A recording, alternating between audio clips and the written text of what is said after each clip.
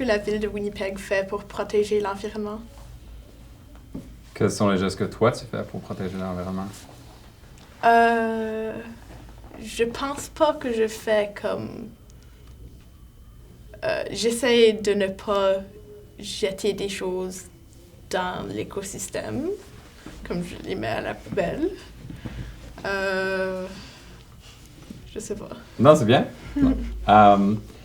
On vient d'approuver un budget qui comprend finalement une boîte verte. Alors, ça sera bientôt possible de faire le compostage, puis facilement en mettant les déchets organiques dans une boîte verte.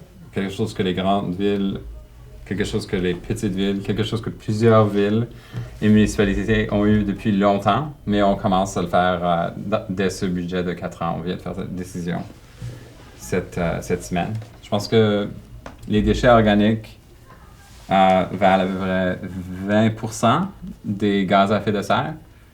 Puis ça se passe parce que présentement, on prend les déchets organiques, puis on les met, on les enterre.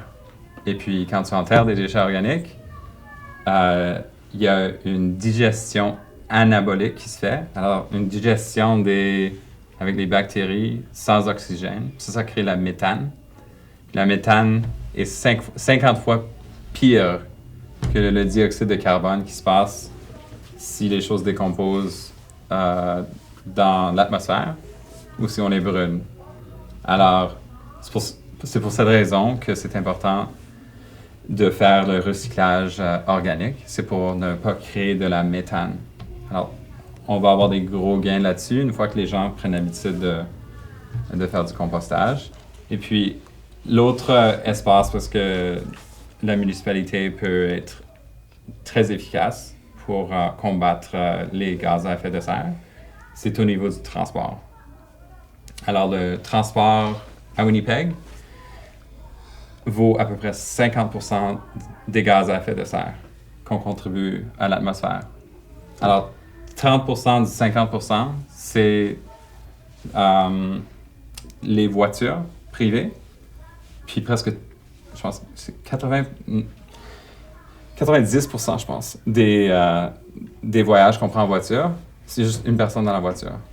Alors, on a tout cet espace dans la voiture qui n'est pas utilisé. Alors, c'est vraiment pas efficace. Mais avec le transit, d'après la dernière étude qu'on a, qui est un peu vieille, tous les gaz à effet de serre pour le transit, c'est moins que 1%. Alors, si tout le monde arrêtait d'utiliser leur voiture personnelle, tout le 30% du 100% de toute notre contribution envers les gaz à effet de serre, il serait éliminé. Mais pas tout le monde va arrêter de conduire leur voiture, mais ce qu'on fait, ce que le Conseil tente de faire, c'est d'améliorer les systèmes de transit pour que plus de personnes décident d'utiliser le transit. Chaque fois qu'une personne décide d'utiliser le transit, c'est une voiture de moins. C'est une des meilleures façons de réduire les gaz à effet de serre. L'autre avantage qu'on a au Manitoba, c'est qu'on a déjà construit des installations d'hydroélectricité. Puis l'hydroélectricité est considérée une façon de générer l'électricité verte parce qu'elle a un faible impact au niveau des gaz à effet de serre.